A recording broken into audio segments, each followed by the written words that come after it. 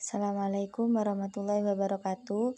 Saya Evrilia akan menerangkan makalah dari kelompok 1, yakni konsep-konsep dasar pengelolaan kelas. Yang pertama ada pengertian pengelolaan dan manajemen. Yang kedua ada pengertian kelas, kemudian pengertian pengelolaan kelas, pentingnya pengelolaan kelas, dan tujuan pengelolaan kelas. Yang pertama ada pengertian pengelolaan dan manajemen. Apa itu pengertian pengelolaan? Yakni sebagai suatu rangkaian pekerjaan atau usaha yang dilakukan oleh sekelompok orang untuk melakukan serangkaian kerja dalam mencapai tujuan tertentu. Mary Parker Follett mendefinisikan pengelolaan adalah proses dalam penyelesaian sesuatu yang terkait dengan pencapaian tujuan. Pengertian dari manajemen merupakan suatu proses di mana seseorang dapat mengatur segala sesuatu yang dikerjakan oleh individu maupun kelompok. Menurut Hershey dan Blanchard, manajemen adalah proses bekerja sama antara individu dan kelompok beserta sumber daya lainnya dalam mencapai tujuan organisasi. Kemudian yang kedua ada pengertian kelas.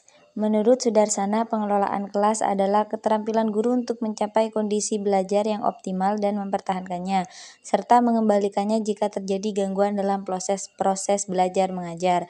Pengelolaan kelas juga melibatkan penciptaan kondisi yang optimal bagi proses belajar, seperti menghentikan tingkah laku yang mengganggu perhatian, memberikan penghargaan atas ketepatan waktu, dan menetapkan norma kelompok yang produktif. Dari berbagai definisi, dapat disimpulkan bahwa pengertian kelas menurut para ahli meliputi ruang fisik tempat pembelajaran berlangsung, interaksi antara guru dan siswa, penciptaan iklim sosial emosional yang positif, serta upaya menciptakan kondisi belajar yang optimal bagi proses pembelajaran. Yang ketiga adalah pengertian pengelolaan kelas. Pengertian pengelolaan kelas adalah upaya yang dilakukan oleh guru dalam menciptakan dan mempertahankan serta mengembang tumbuhkan motivasi belajar untuk mencapai tujuan yang telah ditetapkan. Nah, ada beberapa definisi yang mempunyai asumsi yang berbeda-beda. Para ahli menggabungkan beberapa dimensi itu menjadi definisi yang bersifat pluralistik, yaitu bahwa pengelolaan kelas sebagai seperangkat kegiatan untuk mengembangkan tingkah laku peserta didik yang diinginkan, menghubungkan interpersonal dan iklim sosio-emosional yang positif, serta mengembangkan dan mempertahankan organisasi kelas yang efektif. Berdasarkan uraian yang saya uraikan, maka fungsi pengelolaan kelas sangat mendasar sekali karena kegiatan guru dalam mengelola kelas meliputi kegiatan mengelola tingkah laku peserta didik dalam kelas, menciptakan iklim sosio-emosional, dan mengelola proses kelompok sehingga keberhasilan guru dalam menciptakan kondisi yang memungkinkan. Indikatornya proses belajar mengajar berlangsung secara efektif. Lalu ada pentingnya pengelolaan kelas. Dengan pengelolaan kelas yang bagus, maka interaksi antara pendidik dan siswa dapat terjalin dengan baik pula. Kita menyadari bahwa ruang belajar atau kelas adalah tempat para pendidik dan siswa bertemu dan berproses bersama di dalamnya.